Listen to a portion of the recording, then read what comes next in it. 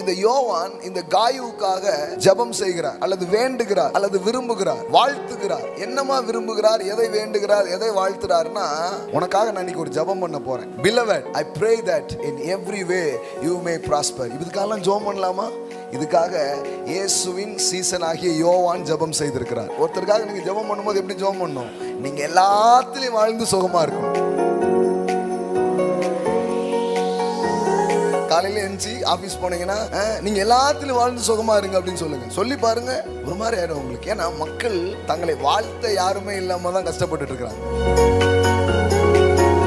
நீ உள்ள மட்டும் செழிப்பா இருந்தா போதாது, நீ எப்படி இருக்கணும்? எல்லாத்திலையும் செழிப்பா இருக்க ஆரம்பிக்கணும். வேர் பசுமையா இருந்தா போதும் நம்ம நினைச்சிட்டு இருக்க முடியாது. வேர் பசுமையாக கிளைகளும் அதன் இலைகளும் அதில் பூக்கும் பூக்களும் காய்களும் கனிகளும் தன்னால வர ஆரம்பிச்சிடும்.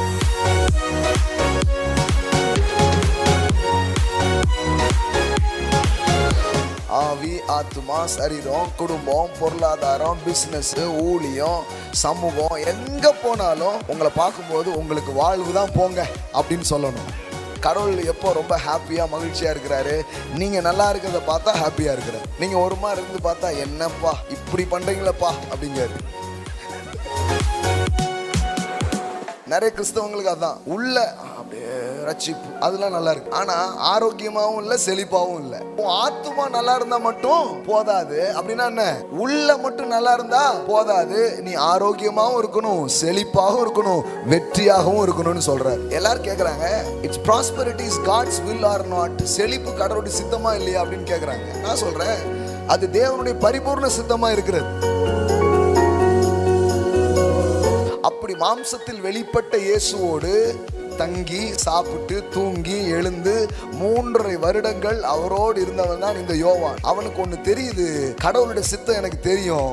கடவுளுடைய சித்தத்தை நான் இயேசுவிலே பார்த்தேன். அது என்னன்னா, அவரிடத்தில் வருகிற எல்லோருக்கும் அவர் வாழ்வளிக்கிறவராயிருக்கிறார், சுகமாக்குறவராயிருக்கிறார், தேவைகளை சந்திக்கிறவராயிருக்கிறார், அற்புதங்களை செய்கிறவராயிருக்கிறார், ஜீவனை அளிக்கிறவராகத்தான் அவர் இருக்கிறார்.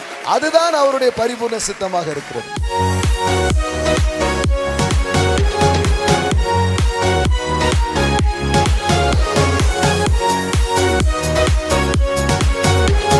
கடவுளுடைய சித்தம், கடவுளுடைய விருப்பம் அப்படின்னு சொல்றாங்களே, அது எப்படி இருக்கும்? கடவுள் என்ன விரும்புறார் அதை நம்ம தெரிஞ்சுக்க முடியுமா அப்படின்னு மக்கள் கேட்கிறாங்க. நான் சொல்றேன், நல்லா தெரிஞ்சுக்க முடியும். கடவுளுடைய வார்த்தை, கடவுளுடைய அந்த விருப்பம் தான் இந்த பூமியில மாம்சமாகி இயேசு என்கிற பெயரிலே இறங்கி வந்தார். போரிட்டு இஸ்ரவேல் மக்களை ஜெயிக்க முடியாது அப்படின்னு கண்டு கொண்ட ஒரு ராஜா, ஒரு சபிக்கக்கூடிய ஒரு ஆளை, அப்படி ஒரு ஆளை புடிச்சு கூட்டு வந்திருக்கிறான். ஒரு மந்திரவாதி மாதிரி ஒரு ஆள். அவன் தான் யாரு? இந்த பிள்ளையாம். கடைசியில பார்த்தா அவன் ஒரு மலை மேல நின்றுட்டு பாக்குறான். சாபத்தை பேசலான்னு பார்த்தா வாயில என்ன வரமாட்டுக்கு? சாப வார்த்தையே வரமாட்டுக்கு. நீலாம் உரு அப்படின்னு சொல்ல போறதா, நீ உயர்வாய் அப்படின்னு மாறிடுது. உங்களை கெடுத்து பேசணும்னு ஒரு ஆள் வருவான் பாருங்க, அந்த ஆளையே உங்களை வாழ்த்துற ஆளா கடவுள் மாத்திடுவார். ஆமா, சபிக்கிற மனிதர்கள் சாபத்தை அறுவடை செய்கிறார்கள், ஆசீர்வதிக்கிற மனிதர்கள் ஆசீர்வாதத்தை அறுவடை செய்கிறார்கள். ஆமென்.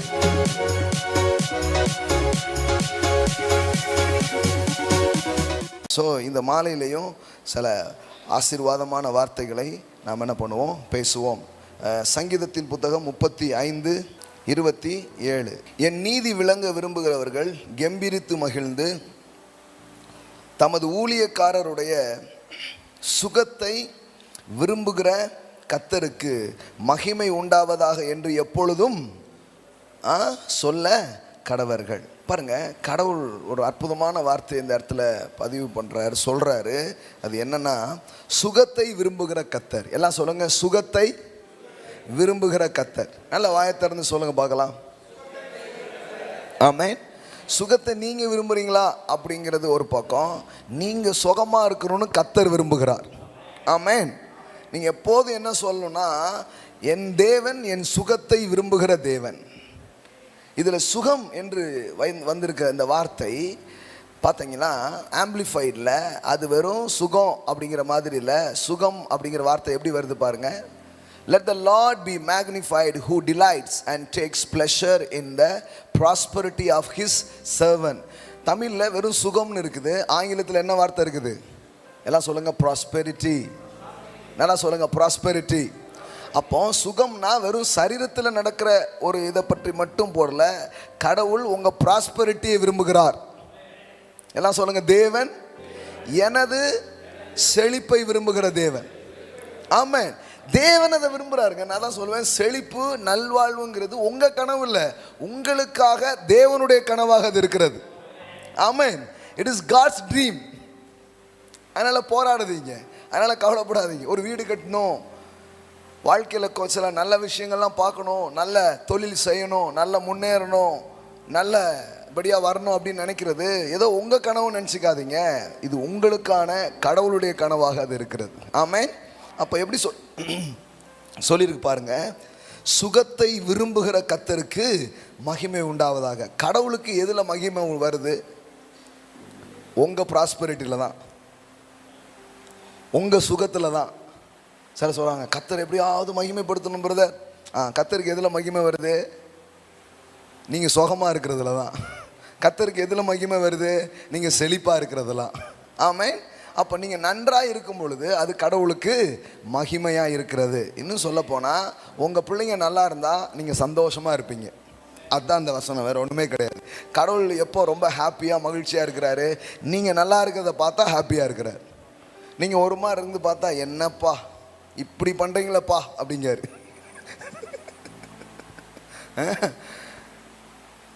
ஆமாங்க, கடவுள்லாம் என்ன நினச்சிக்கிறீங்க? அவர் உங்கள் அப்பா. He is your daddy. Amen. நீங்கள் நல்லா இருக்கிறத பார்த்தா அவர் சந்தோஷப்படுவார். அதனால தான் வேத வசனத்தில் நம்ம ஆச்சரியமான சில ஸ்டேட்மெண்ட்லாம் படிக்கிறோம். மனிதர்களுடைய வாழ்க்கை கெட்டு போகும் பொழுது கடவுள் அதை பார்த்து மனஸ்தாபப்படுகிறாராம். ஆமாங்க, நீ எந்த ஆளுமே போனான்னு அப்படின்னு நினைக்கல. ஏன்னா போகிறது அவர் பிள்ளை, பக்தன் கிடையாது. நீங்கள் பக்தன் கிடையாது, நீங்கள் யார்? பிள்ளை. அதனால் அவர் பார்க்குறாரு, ஐயோ இப்படி இருக்குதான்ட்டு. என் சாயலில் படைக்கப்பட்ட என்னுடைய பிள்ளைகள் நன்றாக இருக்கிறதை நான் விரும்புகிறேன் அப்படின்ட்டு. அப்போது தேவன் உங்களுடைய நலனை அவர் என்ன பண்ணுறாரு? விரும்புகிறார். அதில் ஒரு வார்த்தை வருது பாருங்கள், தமது ஊழியக்காரருடைய சுகத்தை. முதல்ல இதை லிட்ரலாகவே சொல்கிறேன், கடவுளுடைய ஊழியத்தை செய்கிறீங்கன்னா நீங்கள் வியாதியோடு பலகீனத்தோடு இருக்கணும்னு அவசியம் இல்லை, நீங்கள் சுகமாக இருக்கணும் தான் கடவுள் விரும்புகிறார். ஆமென்.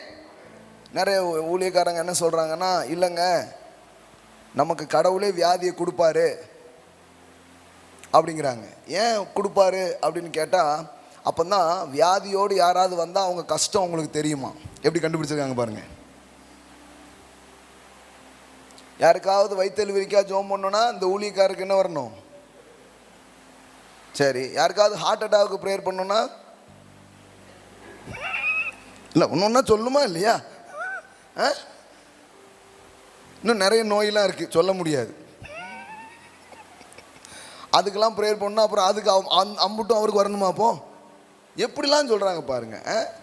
கடவுள் தன் ஊழியக்காரரின் வியாதியை விரும்புகிற கடவுள்னு பைபிள் சொல்ல, தன் ஊழியக்காரரின் சுகத்தை விரும்புகிற கடவுளாக இருக்கிறார். ஆமென்.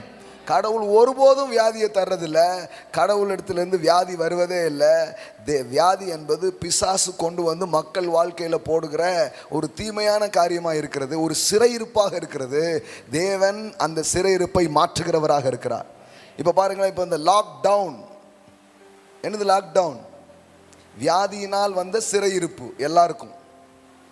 வேதத்தில் நீங்கள் பார்த்தீங்கன்னா, யோபுங்கிற ஒரு மனுஷனுடைய வாழ்க்கையில் வியாதி வந்து ஒரு சிறையிருப்பு உருவாயிடுச்சு. அதுக்கு பேரே சிறையிருப்புன்னு தான் இருக்கு. பாருங்கள், யோபு புத்தகம் திருப்புங்க, யோபு 42 பாருங்க, 42:10. யோபு தன் சிநேகிதருக்காக வேண்டுதல் செய்த போது கர்த்தர் அவன் சிறையிருப்பை மாற்றினார். எல்லாம் சொல்லுங்க, சிறையிருப்பை மாற்றினார். அப்போ வியாதிங்கிறது என்னன்னு சொல்லியிருக்குது? சிறையிருப்பு. அவன் என்ன ஜெயிலே இருந்தான்? ஜெயிலில் இருந்தவன் விடுதலை ஆகிட்டான் அப்படி இல்லை. வியாதிங்கிறது என்னது? ஒரு சிறை. எல்லாம் சொல்லுங்க, சிறை. நம்ம ஆட்கள் இது எப்படி சொல்லாம, ஒரே சிறையாக இருக்குது அப்படிம்பாங்க பாருங்க. ரொம்ப சிறைப்படுத்தாதப்பா அப்படிங்காங்க பாருங்க. ஆமாம், ஒரே சிறையாக இருக்குது. அதைத்தான் நம்ம லாக்டவுன் அப்படிங்கிறோம். கிட்டத்தட்ட 5 மாதம் சிறையிருப்பு. எதனால் அந்த சிறையிருப்பு வந்துச்சு? வியாதியினால். வியாதியை யார் கொண்டு வந்து போடுறா? ஒரு தீய சக்தி, பிசாசு என்கிற ஒரு தீய சக்தியை மனிதனுடைய வாழ்க்கையில் அதை கொண்டு வந்து போட்டு அவனை சிறையிருப்புக்கு உள்ளாக்குறான். கடவுள் என்ன பண்ணுறாரு? சிறையிருப்பை மாற்றுகிறார். ஆமென். எல்லாம் சொல்லுங்க, சிறையிருப்பை மாற்றுகிறார். கடவுள் வியாதியை விரும்பல, சிறையிருப்பை விரும்பல. அதில் சிக்கிக்கொள்கிற மனிதர்களை விடுதலையாக்கி அதிலிருந்து அவர்களை தூக்க அவர் விரும்புகிறார். ஆமென். அப்போ சும்மா ஊழியக்காரருக்கு வியாதி இருந்தால் ரொம்ப நல்லது. சிலர் சுகத்தை குறித்து பேசும்போது என்ன சொல்கிறாங்க? இல்லைங்க, அம்புட்டு பெரிய ஊழியக்காரருக்கே என்ன இருந்தது? வியாதி இருந்தது கிட்ட தான் அவர் பிரசங்கமே பண்ணுவார் அப்படின்னு இருக்காங்க. ஏங்க அப்படி இல்லைங்க. உலகத்துக்கே சுகத்தை உங்கள் மூலமாக கடவுளுக்கு கொடுக்கணும்னு விரும்பினா உங்களுக்கு கொடுக்க மாட்டாரா? இது எப்படி இருக்குது? உங்கள் வீட்டில் தான் சாப்பாடு தயாராகுது, ஆனால் நீங்கள் பட்டினியாக இருக்கணும்னா எப்படி இருக்கும்? அப்படி கிடையாது. பாருங்கள், கடவுள் அப்படிப்பட்ட உள்ளம் கொண்டவர் கிடையாது. உங்கள் சுகத்தை அவர் விரும்புகிறார். பாருங்கள், 3 யோவான் 2ஆம் அதிகாரம். சில வசனங்கள் ஏற்கனவே உங்களுக்கு தெரியும், ஆனால் ஆணி அடிக்க விரும்புகிறேன். உள்ள ஆழமாக இறங்கணுங்கிறதுக்காக மறுபடியும் அதை காட்ட விரும்புகிறேன். 3 யோவான் 2ஆவது அதிகாரம், 3 John verse 2. நீங்கள் என்ன போட்டிருக்கு பாருங்க. பிரியமானவனே, எல்லாரும் சொல்லுங்க, பிரியமானவன். நீங்கள் யாரு? நீங்கள் வெறுக்கப்படுகிறவர்கள் அல்ல, நீங்கள் கடவுளால் நேசிக்கப்படுகிறவர்கள். கடவுள் தான் நேசிக்கிற, தான் விரும்புகிற பிள்ளைகளை பார்த்து சொல்றாரு, பிரியமானவனே, உன் ஆத்துமா வாழ்கிறது போல நீ உங்களை பார்த்து சொல்றாரு, நீ எல்லாவற்றிலும் வாழ்ந்து சுகமா இருக்கும்படி வேண்டுகிறேன். எல்லாம் சொல்லுங்க, நான் எல்லாத்துலேயும் வாழ்ந்து, ஆவி, ஆத்துமா, சரீரம், குடும்பம், பொருளாதாரம், பிஸ்னஸ், ஊழியம், சமூகம், எங்கே போனாலும் உங்களை பார்க்கும்போது உங்களுக்கு வாழ்வு தான் போங்க அப்படின்னு சொல்லணும். எல்லாம் சொல்லுங்க, எல்லாவற்றிலும். பாருங்க, வேதம் சொல்லாத ஒன்றை நம்ம பிரசங்கம் பண்ணால் அதுக்கு பேர் துருபதேசம்னு சொல்லலாம். எத்தனை வசனம் உங்களுக்கு காட்டுறேன் பாருங்க. இது பைபிள் இருக்கா இல்லையா? தேவன் சுகத்தை விரும்புகிற தேவனா இல்லையா? பழைய ஏற்பாட்டில் காமிச்சனா? இது எந்த ஏற்பாடு? புதிய ஏற்பாடு. இதுலையும் இருக்கா இல்லையா? இதில் என்ன போட்டிருக்குது? நீ எல்லாவற்றிலும். எல்லாம் சொல்லுங்க, நீ எல்லாவற்றிலும். எனக்கு அர்த்தமே தெரியணும்னு இல்லை, இந்த வசனத்தை திரும்ப திரும்ப சொல்லிட்டு இருக்கணும்னு ஆசைப்படுறேன். எல்லாம் சொல்லுங்க, நீ எல்லாவற்றிலும். உங்களுக்கே சொல்லுங்க, நீ எல்லாவற்றிலும் வாழ்ந்து சுகமாக இருக்கும்படி வேண்டுகிறேன். ஹல்லேலூயா. இங்கிலீஷில் எப்படி வருதுன்னு பாருங்க. Beloved, I pray that in every way you may succeed and prosper. எப்போவுமே இந்த இந்த இந்த ப்ராஸ்பரிட்டிங்கிற வார்த்தையை நம்ம சுருக்கிட முடியாது. It is not just soul life. ஏன்னா சோல் லைஃப்பில் அந்த அந்த அந்த காயு என்கிறவர் நல்லா இருக்கிறார். ஆனால் எதில் நல்லா இல்லை? ஃபிசிக்கலாகவும் ஃபைனான்ஷியலாகவும் நல்லா இல்லை.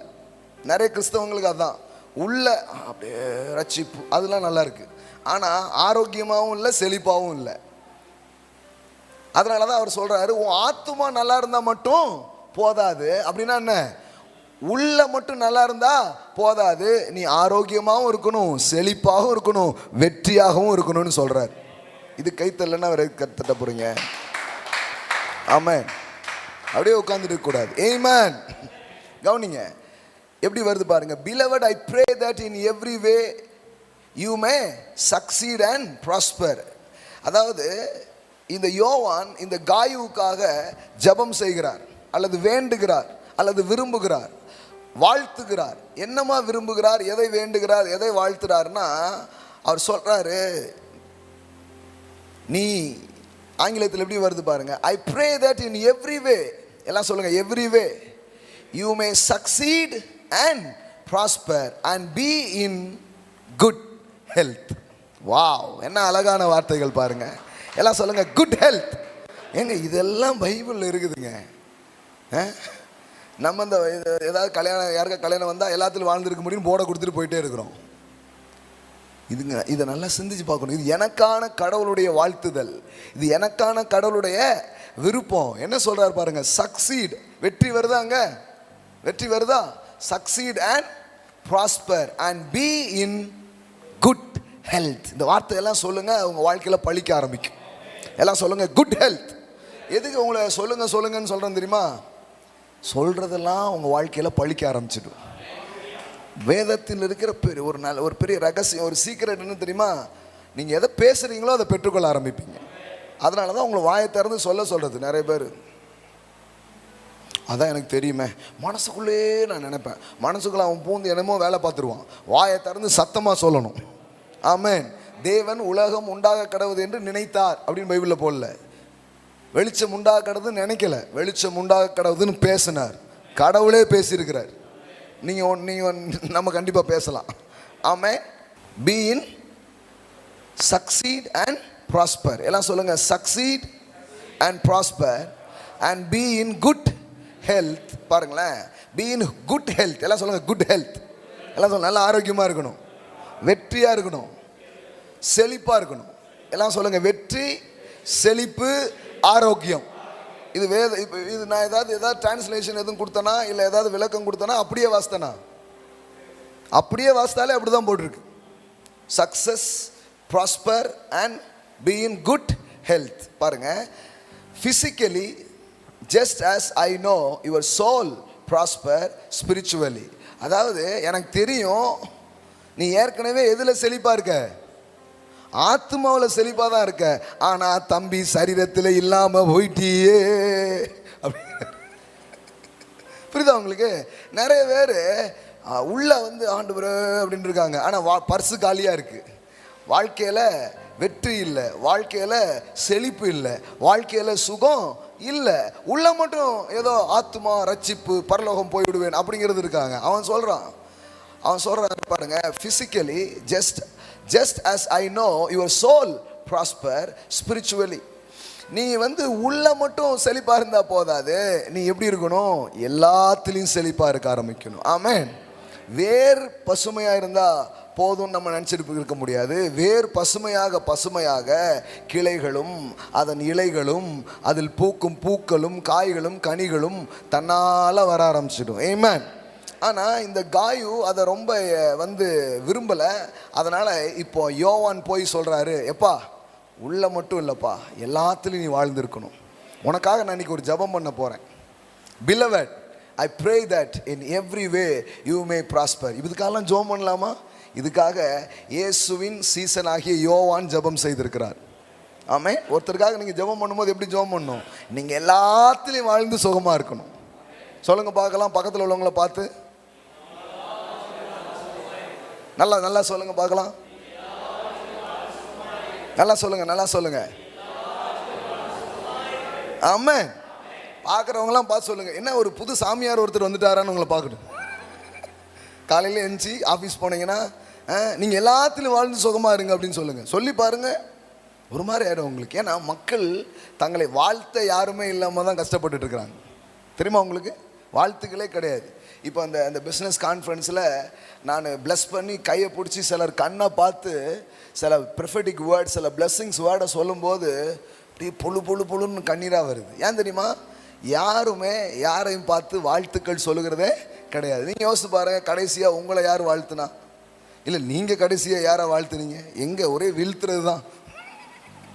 வீழ்த்துறதுக்கே டைம் கரெக்ட் ஆகிறதுனால வாழ்த்துறதுக்கு நோ டைம் அப்படிங்கிற மாதிரி வாழ்கிறோம். அது கிறிஸ்தவ வாழ்க்கை கிடையாது. எல்லாம் சொல்லுங்கள் வாழ்த்துக்கள். எல்லாம் சொல்லுங்கள் கிரீட்டிங்ஸ். ஒவ்வொருத்தரையும் வாழ்த்துங்க. வேதாகமத்தில் வர்ற எல்லா அந்த நிருபங்களையும் பவுல் சொல்கிறார், நான் அவனை வாழ்த்துகிறேன், இவனை வாழ்த்துகிறேன், வாழ்த்துட்டே இருக்கிறார். எல்லாம் சொல்லுங்கள் வாழ்த்துக்கள். சொல்லுங்கள் வாழ்த்துக்கள். காலையில் யாரையாவது வாழ்த்துங்க.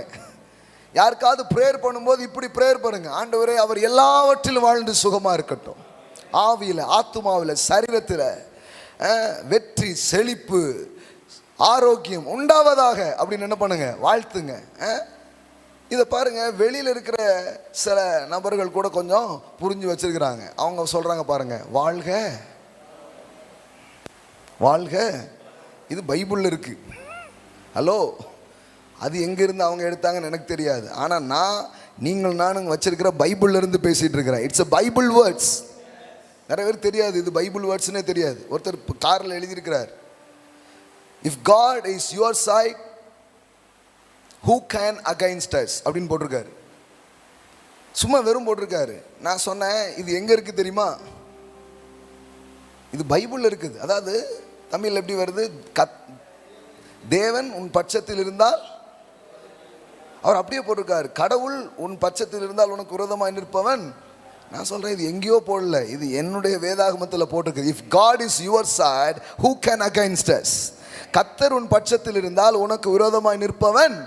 அது மாதிரி நிறைய வார்த்தைகள் நம்ம கிளைம் பண்ணாதனால வேற யாரெல்லாமோ சொல்லிட்டு போயிடுறாங்க.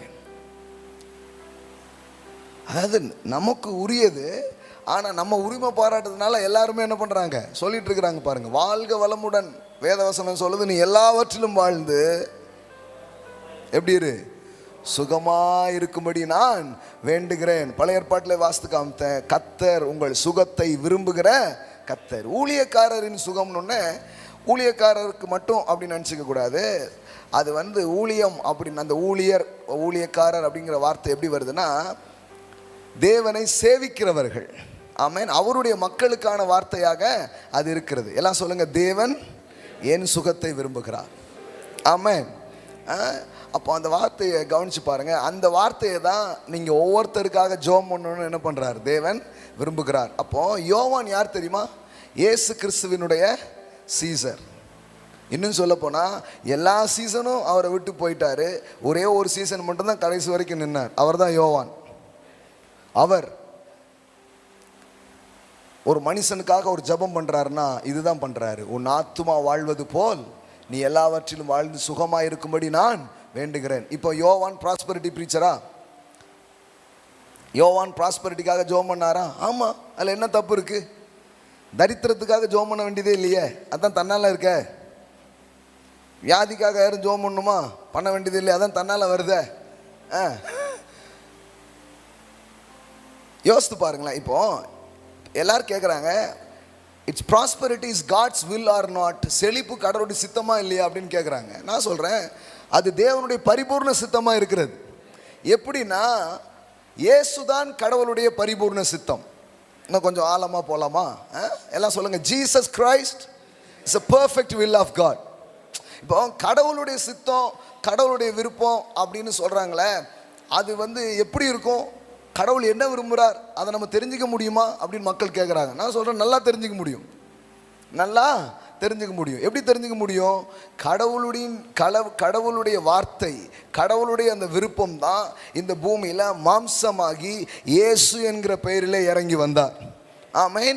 Jesus Christ is the image of God. Jesus Christ is the perfect will of God. He is the perfect theology. அவரை நீங்க பார்த்தீங்கன்னா உங்களுக்கு தெரியும் கடவுள் என்ன விரும்புகிறார் என்று. இயேசு இந்த பூமியில் வந்தபோது யாருக்கும் வியாதியை கொடுக்கவில்லை. யாருக்காவது வியாதி கொடுத்தாரா?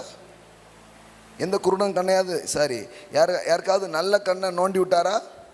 நோண்டின கண்ணை நல்ல கண்ணாக்குனார். யாராவது காலை உடைச்சாரா? ஊழியத்துக்கு ஆள் தேவை, வரலன்னா காலை உடச்சி போடுவேன் அப்படின்னாரா யாரையாவது பார்த்து? பண்ணல. ஏன்னா அது கடவுள் கிடையாது. கடவுள் யாருன்னா இயேசு தான் கடவுள். எல்லாம் சொல்லுங்க, He is God. Amen. கடவுளை எனக்கு காட்டணுங்கிறான். கடவுள் தான் முன்னாடி வந்து நிற்கிறேன்ட்டார். ஆமென். தேவன் மாம்சத்தில் வெளிப்பட்டார், அதுதான் கிறிஸ்து. அப்படி மாம்சத்தில் வெளிப்பட்ட இயேசுவோடு தங்கி சாப்பிட்டு தூங்கி எழுந்து 3.5 வருடங்கள் அவரோடு இருந்தவன் தான் இந்த யோவான். அவனுக்கு ஒன்று தெரியுது, கடவுளுடைய சித்தம் எனக்கு தெரியும். கடவுளுடைய சித்தத்தை நான் இயேசுவிலே பார்த்தேன். அது என்னன்னா, அவரிடத்தில் வருகிற எல்லோருக்கும் அவர் வாழ்வளிக்கிறவராயிருக்கிறார், சுகமாக்குறவராயிருக்கிறார், தேவைகளை சந்திக்கிறவராயிருக்கிறார், அற்புதங்களை செய்கிறவராயிருக்கிறார், ஜீவனை அளிக்கிறவராகத்தான் அவர் இருக்கிறார். அதுதான் அவருடைய பரிபூர்ண சித்தமாக இருக்கிறது. ஆமென். குறைவுகளை நிறைவாக்கினார், தேவைகளை சந்தித்தார், குருடர்களை பார்க்க வைத்தார், முடவர்களை நடக்க வைத்தார், மரித்தோரை கூட எழுப்பினார். அப்போ யோவானுக்கு ஒரு பெரிய கன்விக்ஷன் இருக்குது. நிறைய பேருக்கு கன்விக்ஷன் ஆகலை. பாருங்களேன், ப்ராஸ்பரிட்டி கொடுத்து, வெற்றியை கொடுத்து, சுகத்தை கொடுத்து என்ன உண்டாகலை? ஒரு கன்விக்ஷன் உண்டாகல. குழப்பத்திலே இருக்காங்க. ஐயோ, இவர் வேற திருநெல்வேலியில் ஒருத்தர் இப்போ வந்திருக்காரு, அவர் எப்போ பார்த்தாலும் செழிப்புங்காருன்னு நிறைய பேருக்கு செழிப்பாக இருக்கு. அப்போ நான் என்ன பேசணும்னு நினைக்கிறீங்க? கர்த்தர் உங்களை சபிக்க கடவர், கர்த்தர் உங்கள் தலையை மொட்டை அடிக்க கடவர். இந்த கர்த்தர் வேற அடிக்கணுமா? ஊரில் எம்புடு வேற அடிச்சுக்கிட்டு இருக்கோம். இதெல்லாம் கர்த்தருடைய செயலே கிடையாது. கர்த்தர் ஆசீர்வதிக்கிறார். வேத வசனத்தில் எனக்கு ரொம்ப பிடிச்ச வசனம் சொல்கிறேன் பாருங்க. கர்த்தர் ஆசீர்வதிக்கிறார். கர்த்தர் வேத வசனம் சொல்லுது, இஸ்ரவேலை ஆசீர்வதிப்பதே கர்த்தருக்கு பிரியம். நான் இப்போ என்ன பண்ணிட்டு இருக்கேன் தெரியுமா? கர்த்தருக்கு பிரியமான ஒரு வேலையை செஞ்சுட்டு இருக்கிறேன். உங்களை ஆசீர்வதிச்சுக்கிட்டு இருக்கிறேன், உங்களை பிளஸ் பண்ணிக்கிட்டு இருக்கிறேன், உங்களுக்கு பிளஸ்ஸிங்ஸை நான் பேசிக்கிட்டு இருக்கிறேன். கர்த்தருக்கு பிரியமான ஊழியத்தை நான் பண்ணிக்கிட்டு இருக்கிறேன். ஏன்னா என் வேதம் சொல்லுகிறது, என்னாகமம் 24:1 பாருங்க, இஸ்ரவேலை ஆசீர்வதிப்பதே. இஸ்ரவேல்னா யாரு? the chosen people, God's people. ஆமென். இன்னைக்கு நீங்க தான் இஸ்ரவேல்.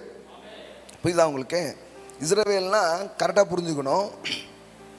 அங்கே எங்கேயோ கொஞ்சம் பேர் உட்காந்துருக்காங்களா, அவங்கள நினச்சிக்க கூடாது, அவங்க இஸ்ரவேல் நினச்சிக்க கூடாது. கடவுள் தன்னை வெளிப்படுத்த ஒரு தனிநபரை தெரிந்து கொள்கிறார். அப்புறம் கடவுள் தன்னை வெளிப்படுத்த ஒரு குடும்பத்தை தெரிந்து கொள்கிறார். அதுக்கப்புறம் கடவுள் தன்னை வெளிப்படுத்த ஒரு கூட்ட மக்களை தெரிந்து கொள்கிறார்.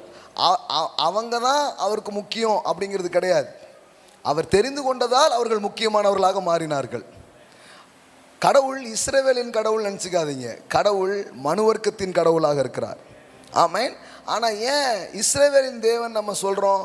ஏன்னா அந்த மக்களின் மூலம் தன்னை அவர் வெளிப்படுத்தினார். நாளைக்கு இந்த உலகம் உங்களை குறித்து பேசும்போது அவர் ஸ்டீபனுடைய தேவன், அவர் சரவனுடைய தேவன் அப்படின்னா, அவர் ஆரோனுடைய தேவன், அவர் மதனுடைய தேவன், அவர் பிரகாசனுடைய தேவன் அப்படின்னா உங்களை குறித்து அவங்க சொல்ல ஆரம்பிப்பாங்க. ஆமென். நாளைக்கு வேற மாதிரி சொல்லுவாங்க. ஏன்னா இன்னைக்கு கடவுள் அவரை வெளிப்படுத்த உங்களை தான் தெரிந்து கொண்டிருக்கிறார், உங்க குடும்பத்தை தான் தெரிந்து கொண்டிருக்கிறார், உங்க பிள்ளைகளை தான் தெரிந்து கொண்டிருக்கிறார். அதனால நீங்க சொல்ல முடியும், நானும் கர்த்தர் எனக்கு கொடுத்த பிள்ளைகளும் அற்புதங்களாகவும் அடையாளங்களாகவும் இருக்கிறோம். எல்லாம் சொல்லுங்க, நானும் கர்த்தர் எனக்கு கொடுத்த பிள்ளைகளும் அற்புதங்களாக அடையாளங்களாக இருக்கிறோம். ஆமென். அந்த வசனத்தை பாருங்க, இஸ்ரவேலை ஆசீர்வதிப்பதே கர்த்தருக்கு பிரியம். எல்லாம் சொல்லுங்க, ஆசீர்வதிப்பதே பிரியம். அவருக்கு அதான் பிரிக்கி. ஆனால் இதை சொன்னால் நிறைய பேருக்கு பிடிக்க மாட்டேங்குது. என்ன பிரதர் ஆசீர்வாதம் ஆசீர்வாதங்க? அப்போ நீங்கள் வேணா வாங்க, வாதம்னு சொல்கிறேன். ஆசீரை கட் பண்ணிடுவோம், உங்களுக்கு என்னத்தை பேசுவோம்? வாதம்னு சொல்லுவோமா? கடவுள் ஆசீர்வதிக்கிறார் நீங்கிறீங்களே, அப்போ வாங்க வதைக்கிறாருன்னு சொல்லிடுறேன். அப்படி இல்லைங்க. இஸ்ரவேலை ஆசீர்வதிப்பதே கர்த்தருக்கு பிரியம் என்று பிலேயாம் கண்டபோது, பாருங்க, பிலேயாம் கண்டபோது அவன் முந்தி செய்து வந்தது போல் நிமித்தம் பார்க்க போகாமல் வனாந்தரத்துக்கு நேராக தன் முகத்தை திருப்பி தன் கண்களை ஏறெடுத்து இஸ்ரவேல் தன் கோத்திரங்களின்படியே பாளையம் இறங்கியிருக்கிறதை அவன் பார்த்தான். தேவ ஆவி அவன் மேல் வந்தது. அதாவது இந்த ஸ்டோரி என்ன உங்களுக்கு தெரியுமா? இந்த ஸ்டோரி என்ன அப்படின்னா, போரிட்டு இஸ்ரவேல் மக்களை ஜெயிக்க முடியாது அப்படின்னு கண்டு கொண்ட ஒரு ராஜா, பாலாக்னு நினைச்சான், அதான் பாலாக். அவன் ஒரு சபிக்கக்கூடிய ஒரு ஆளை, அதான் பாருங்க, எக்ஸ்பர்ட். அவன் எதில் எக்ஸ்பர்ட் தெரியுமா? அவன் யாரையாவது கெடுத்து பேசினானா அவன் கெட்டு போயிடுவான், அந்த அளவுக்கு எக்ஸ்பர்ட். சாபம் போடுறதுல எக்ஸ்பர்ட் ஆகிட்டான். இப்போ நம்ம எதில் எக்ஸ்பர்ட் ஆகிட்டு இருக்கோம்னா, யாராவது பிளஸ் பண்ணால் அவங்க நல்லா இருக்கிறதுல எக்ஸ்பர்ட் ஆகிட்டு இருக்கிறோம். நல்ல ஒரு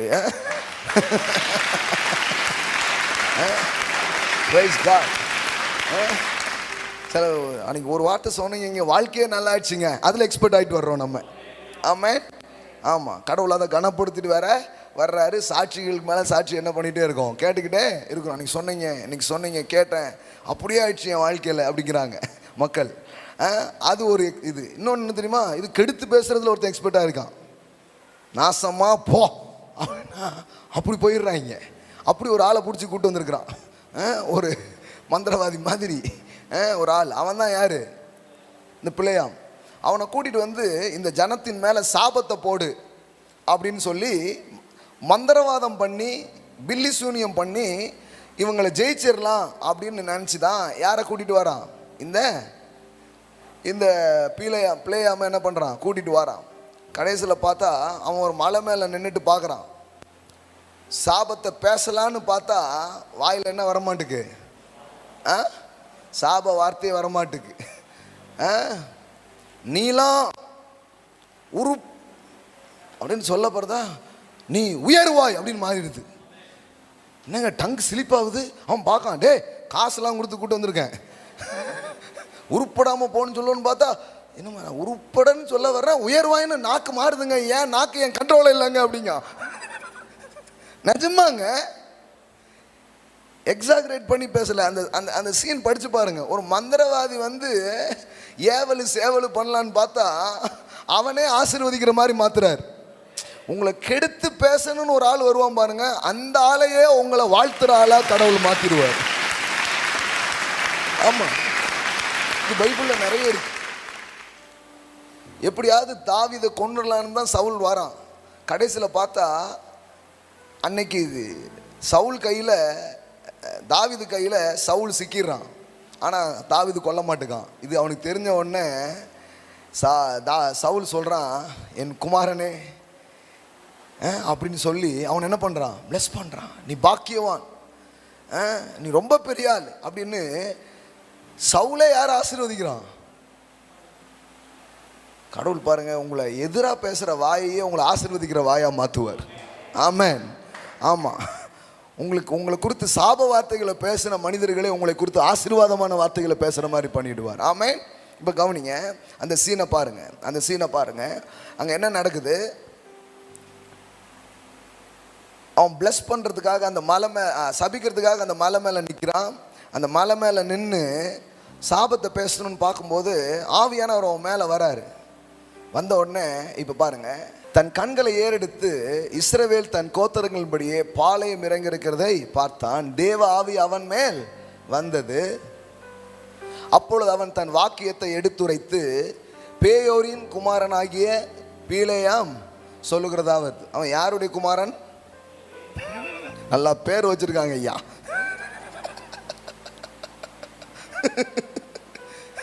பேயுடைய பையன். பாருங்களேன் எப்படி போட்டு பாருங்க. பேயோரின் குமாரனாகிய பிலேயாம் சொல்லுகிறதாவது, கண் திறக்கப்பட்டவன் உரைக்கிறதாவது, தேவன் அருளும் வார்த்தைகளை கேட்டு சர்வ வல்லவரின் தரிசனத்தை கண்டு தாழ விழும்பொழுது கண் திறக்கப்பட்டவன் விளம்புகிறதாவது, யாக்கோபே உன் கூடாரங்களும் இஸ்ரவேலே உன் வாசஸ்தலங்களும் எவ்வளவு அழகானவைகள். ஆமென். கடவுளுடைய ஆவி அவன் மேல வந்து, என் பிள்ளையா சபிக்க அவனை இன்னைக்கு என் வார்த்தையை உன் வாயில் வச்சு என் பிள்ளையை ஆசீர்வதிக்க வைக்கிறேன் பாரு அப்படின்ட்டு இப்போ வந்து அவன் என்ன ஆகிட்டான் பாருங்க. ஆவியானவர் உள்ளே வந்தோடனே இப்போ தேவன் எப்படி பார்க்குறாரோ அப்படி பார்த்து தேவன் எதை பேசணும்னு நினைக்கிறாரோ அதை அவன் பேச ஆரம்பிச்சிடுறான். இப்போ அவன் எப்படி பார்க்குறான், உங்கள் வீட்டையும் உங்களை சுற்றிலும் இருக்கிற உங்களையும் கடவுள் எப்படி பார்க்குறாரு? யாக்கோபே உன் கூடாரங்களும் இஸ்ரவேலே உன் வாசஸ்தலங்களும் எவ்வளவு அளவானவைகள். ஆமென். கடவுள் சொல்றார், எவ்வளோ பியூட்டிஃபுல்லான ஃபேமிலி. ஆமென். உங்களுக்கு அந்த ஃபேமிலி எல்லாம் சொல்லுங்க, அழகானவைகள். அதை பற்றி ஒரு பெரிய வர்ணனையை அவன் கொடுக்குறான் பாருங்க. நான் நிறைய நேரம் மக்களுக்காக ஜோம் பண்ணும்போது இந்த வார்த்தையை சொல்லி நான் ஜோம் பண்ணுவேன். எப்படி ஜோம் பண்ணுறான் பாருங்க. உங்கள் குடும்பம் எப்படி இருக்குது, இதெல்லாம் கடவுளுடைய மனசு. ஆசீர்வாதம்னா அந்த ஆசீர்வாதத்தை பல வார்த்தைகளால் வேதாகமத்தில் என்ன பண்ணப்பட்டிருக்கிறது, அப்படியே பேசப்பட்டிருக்கு. ஏதோ ஆசீர்வதிப்பார் அப்படி கிடையாது. அது எப்படி இருக்குதுங்கிறதுக்கு நிறைய காரியங்கள் சொல்லப்பட்டிருக்கு பாருங்க. அவைகள் பரவி போகிற ஆறை போலவும், நீங்கள் வந்து இந்த குட்டை மாதிரி இருக்க மாட்டீங்க, குளம் மாதிரி இருக்க மாட்டீங்க, ஆறு மாதிரி பரவி போவீங்க. ஆமென். ஆறு மாதிரி பரவி போவீங்க.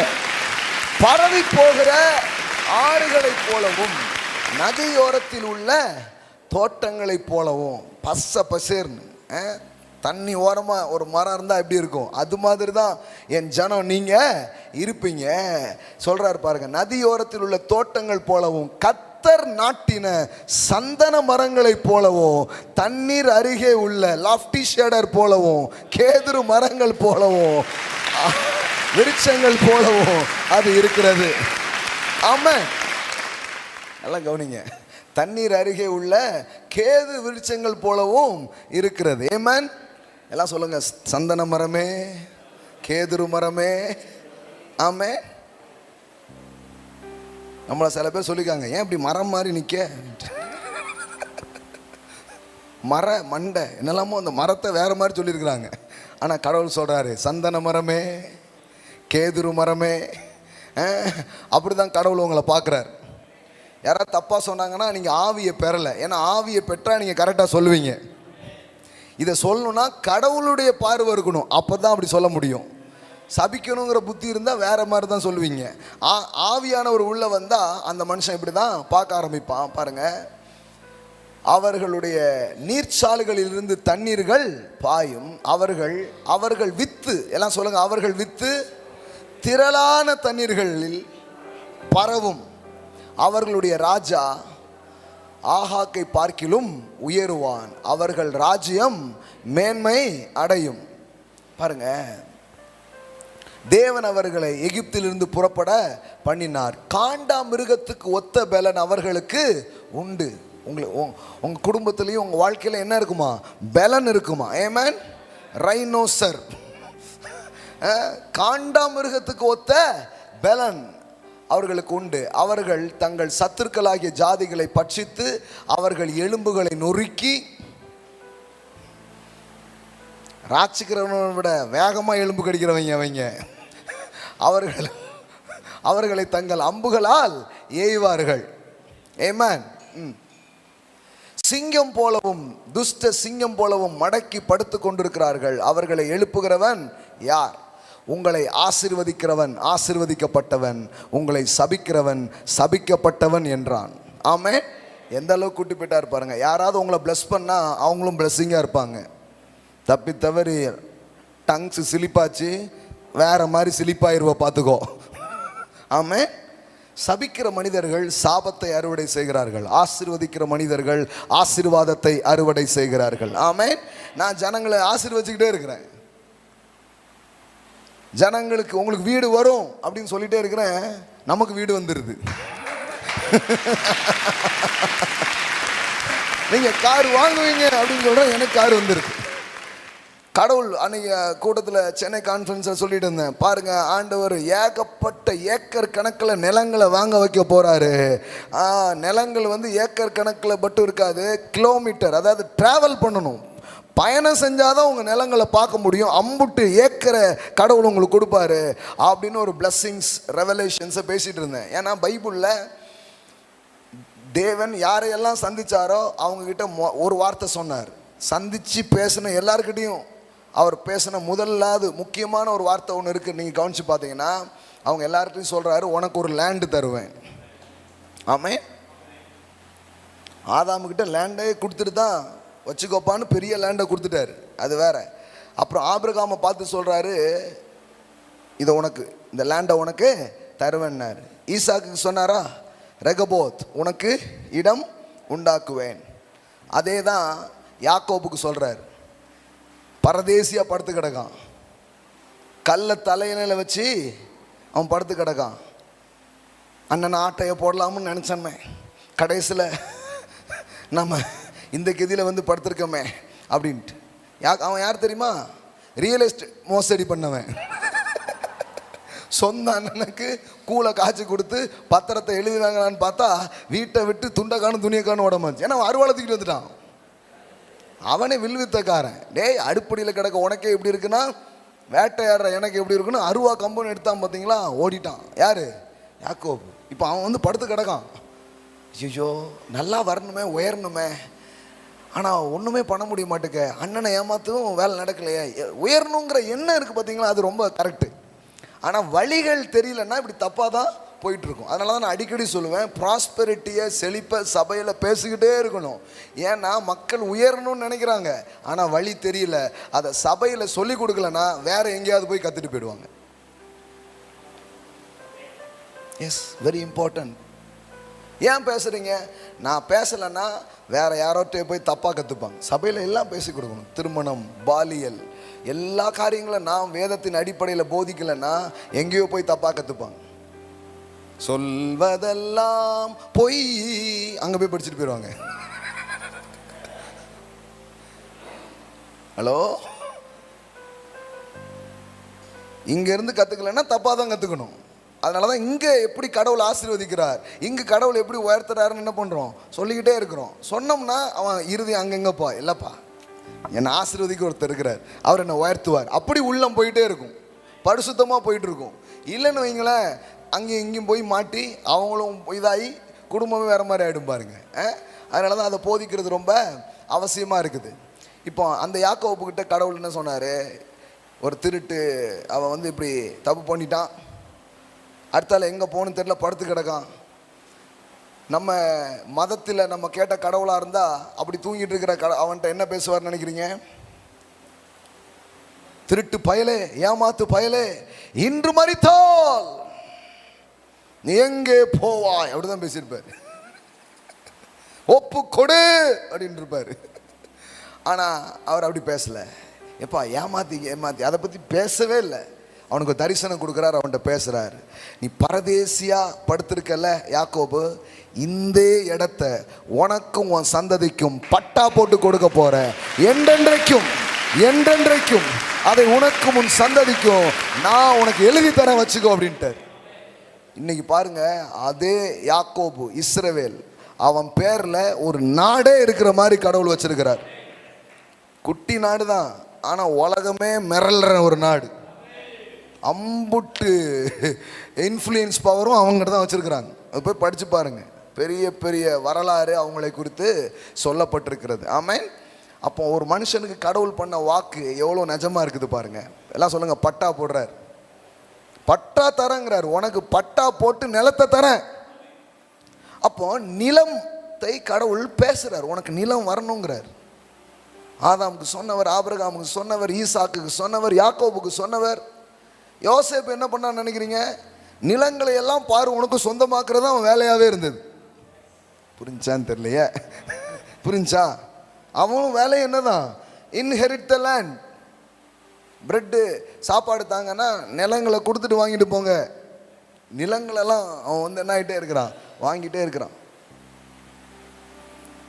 நான் இந்த வார்த்தையை சொன்னேன் பாருங்க, பிரசங்கம் பண்ணும்போது கடவுள் உங்களுக்கு நிலங்களை தருவார்.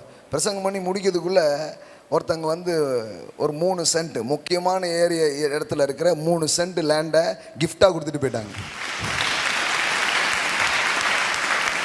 3 சென்ட் இல்லை, அது 3 ஏக்கர் கூட நமக்கு வரும், 30,000 ஏக்கர் கூட வரும். பூமி மது நிறைவும் கர்த்தருடையதாக இருக்கிறது.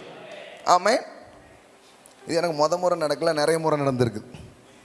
கடவுள் உங்களை நிலக்கிழாராக மாற்ற விரும்புகிறார். ஆமென்.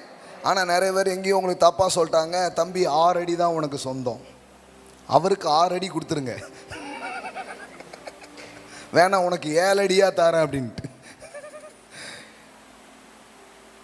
சிலர்லாம் பாருங்களேன், 6 அடி தான் பிரதர் நமக்கு அப்படின்ட்டு ஆள் மட்டும் தான் இருப்பார்.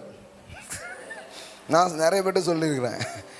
முறை ஒருத்தர் சொன்னார், அப்போ வந்து கொஞ்சம் இந்த மாதிரிலாம் சொல்லும்போது பக்குவமாக சொல்லணும்னு தெரியாதா, நான் சொன்னேன், நீங்கள் 4 அடி தான் இருக்கிறீங்க, 2 அடி வேஸ்ட்டு. 4 அடி இருந்துக்கிட்டு 6 அடியை பற்றி பேசிக்கிட்டு ஏங்க கடவுள் எப்படிப்பட்டவர்னு பாருங்க. சும்மா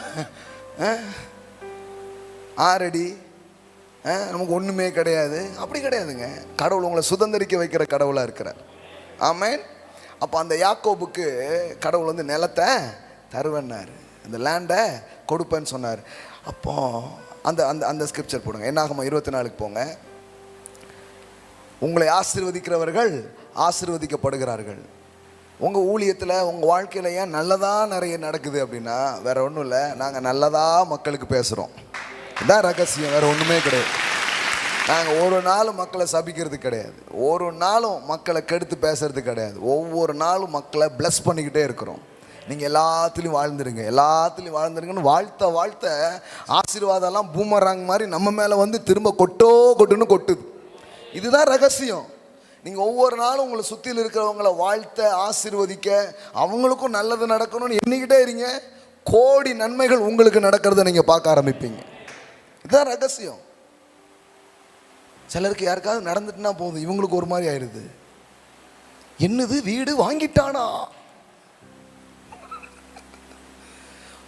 பொண்ணுக்கு மாப்பிள்ளை கிடைச்சிட்டா, அப்படி ஷாக் ஆகுறாங்க. நெஞ்ச பிடிச்சிக்காதீங்க. வெளிநாட்டுல வேலையா, கவர்மெண்ட் வேலை. யாருக்கு என்ன நடந்தாலும் பாருங்க இவங்களுக்கு ஒரு மாதிரி ஆயிடுது. அதெல்லாம் நினைக்காதீங்க. உங்க அப்பா உங்களுக்கு சம்பூர்ணமாய் கொடுக்கிறவர். நீங்க ஏன் பொறாமைப்படணும், நீங்க ஏன் வருத்தப்படணும்? பண்ண வேண்டியதே கிடையாது. உங்களுக்கு அவர் சொல்றார், நான் யாவருக்கும் சம்பூர்ணமாய் கொடுக்கிறவர், ஒருவரையும் கடிந்து கொள்ளாதவர். உனக்கு வேணா ஏன்ட்ட கேளு, நான் உனக்கு அள்ளி தருகிற தேவனாய் இருக்கிறேன். ஆமென், ஹல்லேலூயா.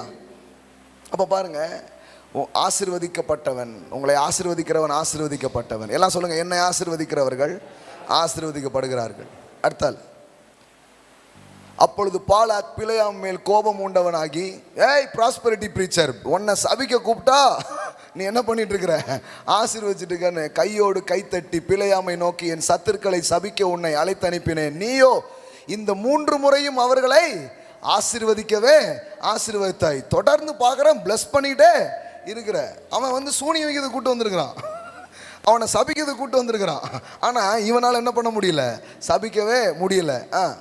ஆகையால் உன் இடத்துக்கு ஓடிப்போ, உன்னை மிகவும் கனம் பண்ணுவேன் என்று நீ கனமடையாதபடிக்கு கர்த்தர் தடுத்தார் என்றான்.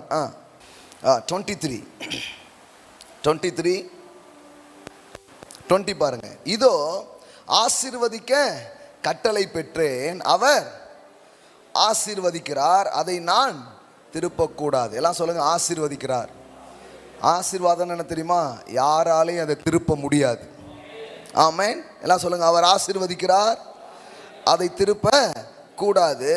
அவர் யாக்கோபிலே அக்கிரமத்தை காண்கிறது இல்லை. சில பேர் சொல்லுவாங்க, ஆசீர்வதிப்பாரு உங்ககிட்ட எந்த குறையும் இல்லாமல் இருந்தா. அப்படி போடலங்க. என்கிட்ட குறை இல்லாமல் இருந்தால் ஆசீர்வதிப்பார் பைபிளில் போடல. கடவுள் என்கிட்ட குறையையே பார்க்கறது இல்லை என்று வேதவசனம் சொல்லுகிறது. அவர் குற்றம் கண்டுபிடிக்கிறதே இல்லை. குற்றம் பார்க்கினும் சுற்றம் இல்லை. கடவுள் வந்து என் மேல் என்னை நேசிக்கிறதுனால, என் மேலே அன்பு வச்சுக்கிறதுனால என்கிட்ட என்னெல்லாம் ஓட்ட இருக்குன்னு கடவுள் பார்க்கல. வேதவசனம் சொல்லுது, அவர் யாக்கோபிலே அக்கிரமத்தை காண்கிறதும் இல்லை, இஸ்ரவேலிலே குற்றம். கடவுள் குற்றம் கண்டுபிடிக்கிற கடவுள் கிடையாதுங்க. எல்லாம் சொல்லுங்க, குற்றம் கண்டுபிடிக்கிறவர் கிடையாது. ஆமென். அவர் என்ன பண்றாரு பாருங்க, குற்றம் கண்டுபிடிக்கிறது இல்லை. அவர்களுடைய தேவனாகிய கர்த்தர் அவர்களோடு இருக்கிறார், ராஜாவின் ஜெய கம்பீரம் அவர்களுக்குள்ளே இருக்கிறது. எல்லாம் சொல்லுங்க, ஜெய கம்பீரம். எல்லாம் சொல்லுங்க, ராஜாவின் ஜெய கம்பீரம் அவர்களுக்குள்ளே இருக்கிறது. இன் கிரைஸ்ட், கிறிஸ்துக்குள்ள இருக்கிறீங்க. கடவுள் உங்களை எப்படி பார்க்குறாரு, உன் கூடாரம் அழகா இருக்கிறது, உன் குற்றத்தை நான் பார்க்கல. சில பேர் பார்க்குறாங்க, ஆவியானவர் வந்து உன் குற்றத்தை எனக்கு சொன்னார். நான் சொல்கிறேன், அது எந்த ஆவின்னு எனக்கு தெரில. தேவாவி உங்கள் மேலே வந்தால் நீங்கள் ஜனங்களை வாழ்த்துவீங்க, ஜனங்களை பிளஸ் பண்ணுவீங்க, ஜனங்க மேலே நன்மையான காரியங்களை பேச ஆரம்பிப்பீங்க. ஆமென். அவர் பார்க்குறதே இல்லைன்னு போட்டிருக்கேன். நீங்கள் மட்டும் எப்படி பார்க்குறீங்க? கடவுளே பார்க்கறது இல்லை. இது எப்படி தெரியுமா, சாமியே வரம் கொடுக்குது. பூசாரி ஏன் தடுக்கிறாரு? தடுக்க வேண்டியதே இல்லை. எல்லாம் சொல்லுங்க, அவர் ஆசீர்வதிக்கிறார். இந்த வார்த்தை பாருங்க, கடைசியாய், தேவன் அவர்களை எகிப்திலிருந்து புறப்பட பண்ணினார், காண்டாமிருகத்துக்கு ஒத்த பெல்லன் அவர்களுக்கு உண்டு. 23, யாக்கோபுக்கு விரோதமான மந்திரவாதம் இல்லை. எல்லாம் சொல்லுங்க, எனக்கு விரோதமான மந்திரவாதம் இல்லை. இஸ்ரவேலுக்கு விரோதமான குறி சொல்லுதலும் இல்லை. ஆமென். தேவன் என்ன செய்தார் என்று கொஞ்ச காலத்திலே யாக்கோபையும் இஸ்ரவேலையும் குறித்து சொல்லப்படும்.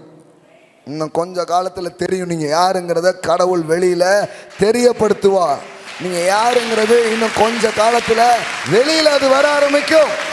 ஆமென். எப்படி போட்டிருக்கு பாருங்க, சாபத்தை கூட ஆசீர்வாதமாய் மாற்றுகிற தேவன், சபிக்க வந்தவனையே ஆசீர்வதிக்க வைக்கிற தேவன், அவரை தான் நீங்க தொழுது கொண்டிருக்கிறீங்க. ஆமென். எழுந்து நிற்போம்.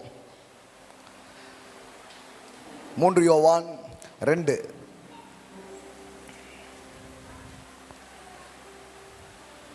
பிரியமானவனே, உன் ஆத்துமா வாழ்வது போல நீ எல்லாவற்றிலும் வாழ்ந்து சுகமாயிருக்கும்படி வேண்டுகிறேன். Beloved, I pray that in every way you may succeed and prosper and be in good health physically, just as I know your soul prosper spiritually.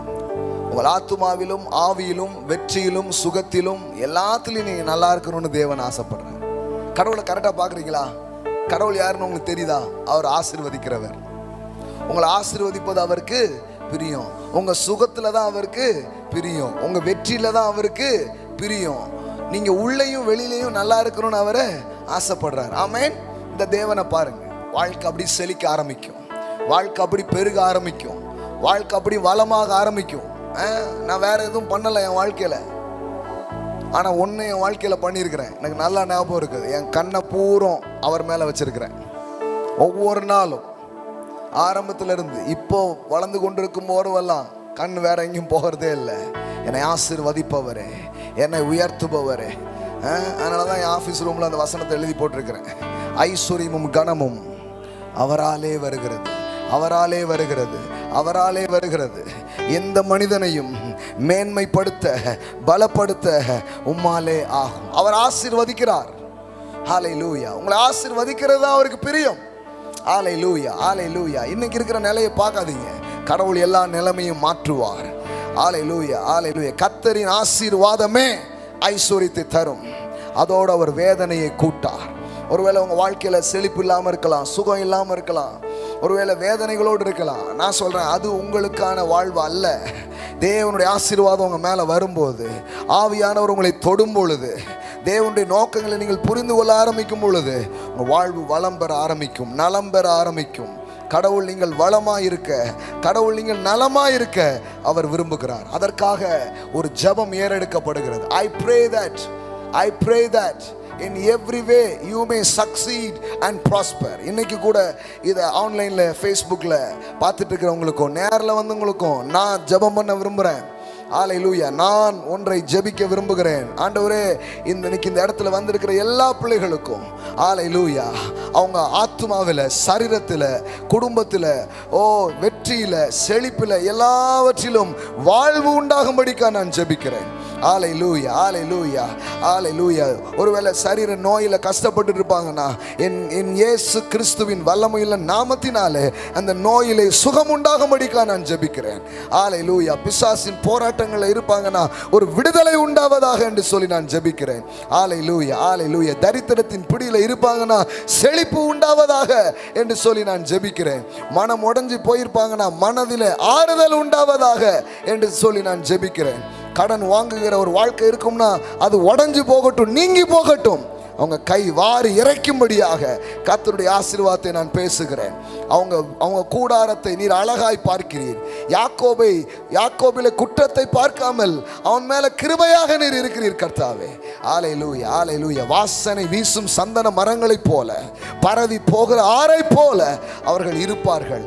அவர்கள் வித்துக்கள் தண்ணீரில் திரளாய் பரவும் என்று இருக்கிறது.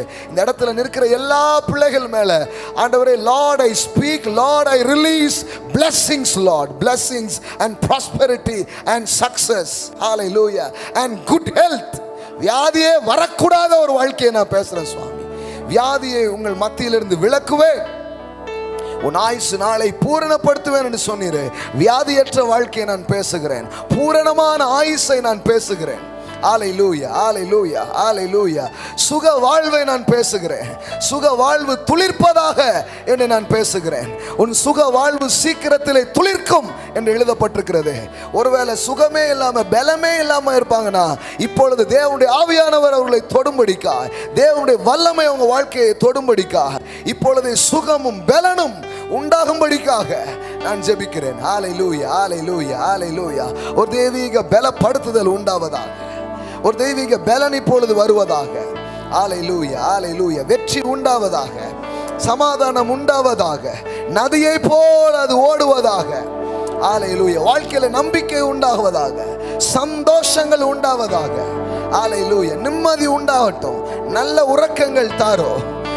செய்கிற ஒவ்வொரு வேலையும் ஆசீர்வதிக்கப்பட்டிருக்கட்டும். அவங்க பேங்க் அக்கவுண்ட் ஆசீர்வதிக்கப்பட்டிருக்கட்டும். அவருடைய களஞ்சியங்கள் நிரம்பட்டும் இயேசுவின் நாமத்தினாலே. ஹல்லேலூயா, ஹல்லேலூயா. எதையாவது தொட்டாங்கன்னா அது தொலங்கட்டும் இயேசுவின் நாமத்தினாலே. வெற்றிக்கு மேல வெற்றி அவங்களுக்கு வரட்டும் சுவாமி. உன்னை ஆசீர்வதிக்கவே ஆசீர்வதித்து, உன்னை பெருகவே பெருக செய்வேன், உன் பேரை பெருமைப்படுத்துவேன், நீ அநேகருக்கு ஆசீர்வாதமாய் இருப்பாய் என்று சொல்லியிருக்கிறது. அந்த வார்த்தை அப்படியே பழிப்பதாக நான் பேசுகிறேன். ஹல்லேலூயா. இதுவரைக்கும் சாபக்கேடா இருந்ததுன்னா சாபங்கள் கூட இந்த மாலை வேளையில் இருந்து அது ஆசீர்வாதமாய் மாறுவதாக. ஹல்லேலூயா, அவர் ஆசீர்வதிக்கிறார், அதை திருப்ப கூடாதே. ஓ, உங்களை ஆசீர்வதிப்பதே அவருக்கு பிரியமா இருக்கிறது. ராபா ஷடலபரா, அவருடைய அன்பை எண்ணி பாருங்க, அவருடைய கிருபை எண்ணி பாருங்க. அவருடைய தேவனுடைய உள்ளம் உங்களை வாழ்த்துகிறது. இந்த இரவில் நான் சொல்றேன், கடவுளே உங்களை ஆசீர்வதிக்கும் போது, கடவுளே உங்களை வாழ்த்தும் பொழுது, உங்களை சபிப்பவன் யார்? உங்க நன்மையை தடுப்பவன் யார்? எந்த மந்திரத்தாலும் முடியாது, எந்த தந்திரத்தாலும் முடியாது. உனக்கு விரோதமாய் உருவாக்கப்படும் எந்த ஆயுதங்களும் வாய்க்காமலே போகும் என்பதுதான் வாக்காக இருக்கிறது. உனக்கு விரோதமான மந்திரம் இல்லை, உனக்கு விரோதமான குறி சொல்லுதல் இல்லை. ஆட்டுக்குட்டியின் இரத்தத்தால் நீங்கள் கழுவப்பட்டிருக்கிறீர்கள், நீங்கள் மீட்கப்பட்டிருக்கிறீர்கள். விடுதலை உங்களுடையதா இருக்கிறது. சபிக்க வந்ததெல்லாம் சபிக்கப்பட்டு போகிறது. ஓ ரஷட்டா லபரா கதரபலரா ரேக்லபரா ஷடலபரா. பாருங்க, இது எதுவுமே அந்த மக்களுக்கு தெரியாது, இது எதுவுமே அவங்களுக்கு தெரியாது. இது மலை மேல நடந்த ஒரு காரியம், இது எதையுமே அவங்களுக்கு அறியல. நான் சொல்றேன், நீங்கள் அறியாமல் உங்களுக்காக ஒரு யுத்தத்தை தேவன் செய்து கொண்டிருக்கிறார். உங்க குடும்பத்துக்காக, உங்க பிள்ளைகளுக்காக, உங்க நல்வாழ்வுக்காக அவர் யுத்தம் செய்கிறவராக இருக்கிறார். நிறைய உங்க கண்ணுக்கு தெரியாது, உங்ககிட்ட அவர் கொண்டு வரல. கொண்டு வராமலேயே எத்தனையோ சாபத்தை அவர் தடுத்திருக்கிறார், எத்தனையோ சக்தியை தடுத்து நிறுத்தி இருக்கிறார், எத்தனையோ மனிதர்களை திரும்ப அனுப்பி இருக்கிறார். தொடாதே என்று சொல்லி அனுப்பி இருக்கிறார். அது உங்களுக்கு தெரியாது. நிறைய கதைகள் உங்களுக்கு தெரியாது. அவர் ஒன்னும் சொல்லி சொல்லி காட்டுறவர் கிடையாது. இஸ்ரவேல் அங்க இருந்த மக்களுக்கு என்ன நடந்ததுன்னு தெரியாதுங்க. ஆனா அவர் அதை செய்து கொண்டிருந்தார், அதை அவர் பண்ணிக்கிட்டு இருந்தார், அதை அவங்களுக்காக அவர் செயல்படுத்தி கொண்டிருந்தார். ஹல்லேலூயா, ஹல்லேலூயா. நீங்க அறியாம நீங்க இருந்தாலும் உங்களுக்காக அவர் வேலை செய்து கொண்டே இருக்கிறார், உங்களுக்காக அவர் கிரியை செய்து கொண்டே இருக்கிறார். உங்களுக்கு எதிராக எழும்பும் பிசாசின் வல்லமைகளை, மனித சூழ்ச்சிகளை அவர் தடுத்து நிறுத்தி கொண்டிருக்கிறார். பின்னிட்டு போ என்று சொல்லுகிறார், தொடாதே என்று சொல்லுகிறார். ஹல்லேலூயா. நீங்கள் காக்கப்பட்டு கொண்டிருக்கிறீர்கள், நீங்கள் பாதுகாக்கப்பட்டு கொண்டிருக்கிறீர்கள். நீர் எங்களுக்கு கேடகம், எங்களுக்கு யார் தீமை செய்ய முடியும்? எங்களை ஆசீர்வதிப்பதே உமக்கு பிரியம். நாங்கள் எல்லாவற்றில் வாழ்ந்து சுகமாக இருக்க நான் விரும்புகிறேன். ஆண்டவரே, இந்த புதிய மாதங்களில் கூட ஒவ்வொரு பிள்ளைகளுக்கும் வாழ்வு, வெற்றி, சமாதானம், பெருக்கம், விடுதலை, நன்மைகள் என்று ஆசீர்வதிக்கப்பட்ட ஒரு மாதமாய் ஒவ்வொரு பிள்ளைகளுக்கும் இருக்கட்டும். சுவாமி, சுகித்து இருக்கட்டும். தம் ஊழியக்காரரின் சுகத்தை விரும்புகிற கர்த்தருக்கு மகிமை உண்டாவதாக. இந்த பிள்ளைகள் நல்லா இருக்கும்போது உங்களுக்கு மகிமை உண்டாகிறது சுவாமி. இவர்கள் நல்வாழ்வின் மூலம் நீர் மகிமைப்படுவீராக. இயேசுவின் நாமத்தினால் பிதாவே, ஆமென். Price God. கர்த்தர் நல்லவர். Amen. Wow wow, what a blessings, what a blessings. Amen. பாருங்க, ஆபிரகாமுக்கு மெல்கிசேதேக் என்கிற ஒரு பாஸ்டர் இருந்தார், ஒரு ஆசாரியன் இருந்தான். அவன் ஆபிரகாமுக்கு அப்பமும் திராட்சையும் கொண்டு வந்து கொடுத்து இந்த வார்த்தையை சொன்னான், உம்முடைய சத்துருக்களின் பேரில் உமக்கு வெற்றியை கொடுத்த தேவன் அப்படின்னு சொல்லிட்டு. ஆமென். ஆபிரகாம் அந்த அப்பத்தையும் அந்த திராட்சை ரசத்தையும் என்ன பண்றான்? எடுத்துக்கொள்கிறான். இன்னைக்கு எப்படி நம்ம கம்யூனியன் பெற்றுக்கொள்கிறோமோ அதே காரியத்திற்கு அது ஒப்பனையாக இருக்கிறது. ஆமென். இப்ப ஆபிரகாம் ஒன்று பண்றான். என்ன பண்றான்? நீர் தான் என் சுகத்தின் ஆதாரம் என்பதை காட்டுவதற்கு கம்யூனியன் அவன் எடுத்துக்கிட்டான். அதே மாதிரி ஆபிரகாம் ஒரு செயலை பண்றான். என்ன செயல் பண்றாருன்னா, நீர்தான் என் வளத்தின், என் செழிப்பின் ஆதாரம் என்பதை நான் காட்டும்படி நீர் எனக்கு தந்த வருமானங்களில், வெற்றிகளில் நான் உமக்கு தசம பாகங்களை கொடுக்கிறேன் அப்படின்னு சொல்லிட்டு அவன் தேவனுக்கு தசம பாகங்களை கொடுக்க ஆரம்பிக்கிறான். ஆமே, எல்லாம் சொல்லுங்க. திருவிருந்தை நான் பெற்றுக்கொள்ளும் போது ஒன்றை அறிக்கை செய்கிறேன், தேவனே என் சுகத்தின் ஆதாரம். தசம பாகங்களை நான் செலுத்தும் போது இன்னொன்றை அறிக்கை செய்கிறேன், தேவனே என்னுடைய செழிப்பின் ஆதாரமாக இருக்கிறது. இது எப்படின்னா, ஒன்றை பெற்றுக்கொண்டு விட்டு சொல்லுகிறீர்கள், இன்னொன்றை கொடுத்து சொல்லுகிறீர்கள். எவ்வளோ அழகான பிக்சர்ல. அப்போ நம்முடைய வருமானத்தில் 10ல் 1 நம்ம கடவுளுக்கு கொடுக்குறோம். ஏன்? கடவுளுக்கு தேவை இருக்குங்கிறதுனால கிடையாது, கடவுளுக்கு ஒரு தேவையும் கிடையாது. கடவுள் தான் நம்ம தேவையை சந்திக்கிறார். ஆனால் நாம ஏன் கொடுக்குறோம்னா, என்னுடைய ஐஸ்வர்யத்தின் செழிப்பின் ஆதாரம் நீர்னு சொல்றோம். நிறைய பேர் பாருங்க, வாழ்நாளெல்லாம் சபைக்கு போயிருப்பாங்க, இதை கத்திரிக்க மாட்டாங்க, தரித்திரத்திலே உட்காந்துருப்பாங்க. கடன்லேயே உட்காந்துருப்பாங்க, வட்டி மேலே வட்டியில் வாழ்ந்துட்டு இருப்பாங்க. நான் சொல்கிறேன், அதை உடைக்கணும் நீங்கள் விரும்புனீங்கன்னா நீங்கள் ஒன்று பண்ணுங்க. உங்கள் வருமானத்தை உங்கள் கையில் வரும்போதெல்லாம் அதில் முதன்மையானதை, சிறந்ததை எடுத்து தேவனுக்கு செலுத்தும் ஒரு பழக்கத்தை கொண்டு வர ஆரம்பிங்க. ஏன்னா கர்த்தரை உங்கள் ஆதாரமாக நினைக்காம வாழ்வு செழிக்க. கம்யூனியனை எடுத்துக்காதனால மக்கள் பாருங்க பலவீனத்திலையும் நோயிலையும் வாழ ஆரம்பிக்கிறாங்க. ஆனால் கடவுள் வச்சிருக்கிறாரா? கடவுள் வச்சிருக்கிறார். கடவுள் வைத்ததில் நீங்க தான் பங்கு கொள்ளணும். ஆமென். சொல்றாரு, என்னை நினைவு கூறும்படி இதை செய்யுங்கள். பவுல் சொல்றாரு, உங்களில் அநேகர் இது என்னன்னே தெரியாம வாழ்ந்துட்டதுனால பலவீனராயிட்டீங்க. சிலர் சீக்கிரமா மரித்தும் போயிட்டீங்க. ஏன்னா வியாதி நிறைஞ்ச உலகத்துல நம்மளை சுகமாக்க கடவுள் அவருடைய சரீரத்தையும் அவருடைய ரத்தத்தையும் கம்யூனியன் என்கிற ராபோஜனம் என்கிற ஒரு தீர்வை அவர் ஏற்கனவே வைத்து விட்டார். ஆமென். இந்த வியாதிக்கெல்லாம் மருந்து இருக்கா இல்லையான்னு கேட்குறாங்க. நான் சொல்றேன், எல்லா வியாதிக்கும் மருந்து இயேசுவின் ரத்தமும் சரீரமுமா இருக்கிறது. ஆமென். அதே மாதிரி உங்க தரித்திரத்துக்கு ஒரு மருந்து கடவுள் வச்சார். அது என்னன்னா, தேவனை உங்கள் விளைவின் முதற் பலனால் கனம் பண்ணுவது. அதை அன்றைக்கு ஆபிரகாம் செய்தான்.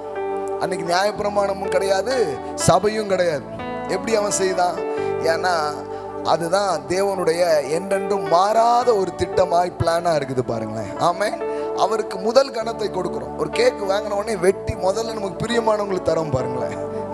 அது மாதிரி தான் என் வாழ்க்கையில என்ன நன்மை நடந்தாலும் அதுக்கு காரணர் கடவுளா இருக்கிறார், கர்த்தராய் இருக்கிறார். ஆமென். அதனாலதான் பாருங்க, ஒரு உங்களுக்கு ₹1 வரலாம் அல்லது 100 கோடி வரலாம். 100 கோடி வரலாமா வரக்கூடாதா? ஏன் அதுக்கு அமைதியா உட்காந்துருக்கீங்க? உடனே ஒரு ஆமீன் போட்டு படாருன்னு ஒரு செக்க போட்டுற வேண்டாமா? அல்லேலூயா. ஆமென். ₹1 வரலாம், 100 கோடி வரலாம். கடவுள் உங்களை கோடீஸ்வரர் ஆக்குகிற கடவுளா இருக்கிறார். ஆமென். கோடா கோடியா ஒரு பெருக செய்கிற கடவுளா இருக்கிறார். ஆமாங்க. இப்ப லட்சங்கள்லாம் பார்த்துருக்கீங்கன்னா சீக்கிரம் கோடியை பார்க்க ஆரம்பிப்பீங்க. ஆமென். சொல்லுங்க பார்க்கலாம். கோடியே ஓடியே வா. ஆமா, கண்டிப்பா வரும். நீங்க அழைச்சீங்கன்னா வரும். ஆமென். உங்க அழைப்புக்காக தான் எல்லாம் வெயிட் பண்ணிட்டு இருக்கு. கடவுள் தரித்திர வாழ்க்கையை மனுஷனுக்கு வைக்கல, கடவுள் மனுஷனுக்கு செழிப்பின் வாழ்க்கையை வச்சிருக்கிறார். அப்ப கம்யூனியன் தினமும் நம்ம எடுக்கலாம், வீடுகளில் கூட இருக்கலாம். அதை எடுக்க ஆரோக்கியம் பெருக ஆரம்பிக்கும். அதே மாதிரி அதை எடுப்பதின் மூலம் கடவுள் என்னுடைய ஆரோக்கியத்தின் அடையாளம் என்று நான் சொல்லுகிறேன். இதை கொடுப்பதின் மூலம் கடவுள் என் செழிப்பின் ஆதாரம் என்று நான் சொல்லுகிறேன். ஆமென். அதனாலதான் உபாகமம் 8:18 போட்டிருக்குது, எல்லாரும் கொடுக்க வேண்டிய அவசியம் இல்லை, என் சாமர்த்தியமும் என் கைபலனும் இதை எனக்கு உண்டாக்கவில்லை. யாருக்கு கொடுக்க வேண்டியது இல்லைன்னா, நானே பண்ண கடவுள் அப்போ உன் வாயில போட்டுக்கோ அப்படிங்கிறார். நீ கொடுக்க வேண்டிய அவசியமே இல்லை. ஆனா யாரோ கடவுளுடைய கிருபையை உணர்கிறான், கடவுளுடைய பலத்தை ஒரு மனிதன் உணர்கிறான். அவன் எப்படி உணர்றானா, நான் அல்ல, என் சாமர்த்தியமும் என் கைபலனும் இந்த வேலையை தரல, இந்த வருமானத்தை தரல, இந்த பெருக்கத்தை தரல, அவருடைய உடன்படிக்கை, அவருடைய கிருபை எனக்கு தந்தது என்று நினைவு கூறுகிற மனிதன் அவருக்கு இதை என்ன பண்ணலாம், கொண்டு செலுத்தலாம். ஆமென். கடவுளுக்கு பணம் ஒரு பிரச்சனையே கிடையாது. ஆனா உங்க மனம் எப்படி இருக்குங்கிறத நீங்க பணத்தை கையாளுற விதத்தை வச்சு எளிதாய் சொல்லிவிட முடியும். உங்கள் பொக்கிஷம் எங்கேயோ அங்கே உங்கள் இருதயம் இருக்கும். நீங்கள் கடவுளுக்கு முன்பாக உங்கள் பொக்கிஷத்தை, உங்களிடத்தில் இருக்கிற சிறந்ததை கொண்டு கொடுக்கும் பொழுது நீங்கள் சொல்லுகிறீர்கள், கடவுளே என் உள்ளம் உம்மில் தான் இருக்கிறது என்று சொல்லுகிறீர்கள். ஆமென். அதை கொடுக்காம சொல்லவே முடியாது. கடவுளுடைய உள்ளம் எங்க இருக்கு தெரியுமா? கடவுளுடைய உள்ளம் எங்க இருக்கு தெரியுமா? உங்க மேலதான் இருக்கு. எப்படி சொல்றீங்க கரெக்டா? ஏன்னா உங்களுக்காக தான் நேசித்த குமாரனை சிலுவையில் பலியாக தேவன் கொடுத்தார். ஆமென். ஒருவருக்காக கொடுக்கிற காரியத்திலிருந்து தான் அவர் உள்ள எங்க இருக்குன்னு தெரிய ஆரம்பிக்கும். நான் சொல்றேன், கடவுளுடைய உள்ளம் மனிதர்கள் மேல் இருக்கிறது, உங்க மேல அது இருக்கிறது. ஆமென். இதை கொடுப்பதின் மூலம் நாம் செல்ல போகிறோம். ஆமென். ஹல்லேலூயா. கரங்களை எடுத்துக்கொண்டு நாம் ஜெபித்து கொடுக்க போகிறோம். ஆன்லைன்ல பார்க்குற பிள்ளைங்க, ஆன்லைன் மூலமாக நீங்க கர்த்தருக்கு கொடுக்கலாம். கூகுள் பேலையோ அக்கௌண்ட்டில் ட்ரான்ஸ்ஃபர் பண்ணுறது மூலமாக, ஃபோன்பே மூலமாகவோ அல்லது செக் எழுதி அனுப்புறது மூலமாகவோ நீங்கள் என்ன பண்ணலாம், செலுத்தலாம். ஆமென். ஸோ கரங்களை எடுத்துக்கொள்ளுங்க. தகப்பனே, ஐஸ்வர்யமும் கனமும் உம்மாலே வருகிறது. எந்த மனிதனையும் மேன்மைப்படுத்த பலப்படுத்த உம்மாலே ஆகும்.